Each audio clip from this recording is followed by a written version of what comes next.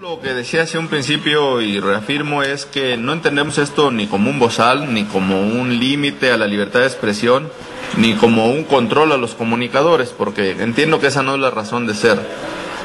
Tampoco debería de ser una homologación a piso raso de la información. Tiene que ser una serie de criterios éticos y de responsabilidad frente a lo que se vierte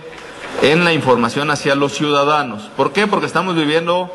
cuestiones muy duras y muy crudas, que además tenemos en antecedente valorar, como en el caso de otras naciones, como en el caso de Colombia. En el caso de Colombia hubo un pacto ético para que la información no se presentara tan cruda o fueran a veces los ejes centrales de la información. Es decir, no es que no informen lo que sucede, no es que no informen que en tal operativo quizá hubo tal cantidad de muertos o de afectados o tal fue el problema de drogas, sino el tema es a veces cómo se presenta, la crudeza de ver el cuerpo recién acribillado ahí ante las cámaras, ante la prensa escrita, que de alguna manera eso no grafica de una manera mucho más central lo que se puede narrar y expresar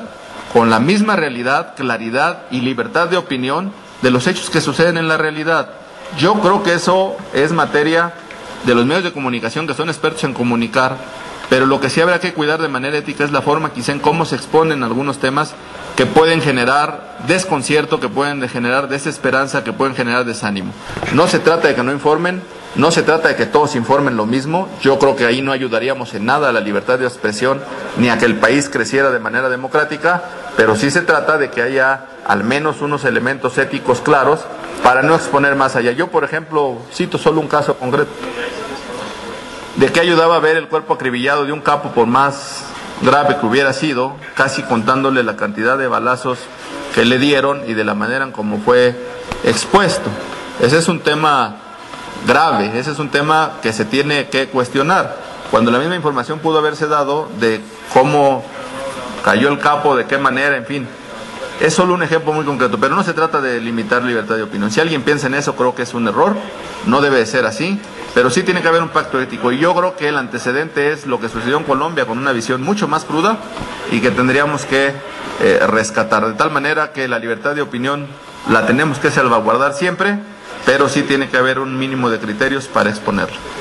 Yo me quedaría con el asunto de que en este momento el país requiere esa responsabilidad, esos principios en materia de información y comunicación para evitar generar ambientes de desesperanza, de desánimo y de crudeza de la realidad que vivimos, pero sí tenemos que ser muy puntuales en que eso no evite informar y comunicar lo que tenemos que hacer. Cada medio de comunicación y cada empresa tendrá que hacer un análisis entre lo que ha hecho antes y lo que tendrá que hacer ahora, pero en una responsabilidad de frente a los ciudadanos. Hoy vivimos una realidad muy cruda que obliga a un acuerdo de esta magnitud, y yo me quedaría con que esto beneficiara a la ciudadanía en razón de presentar de manera diferente la misma información.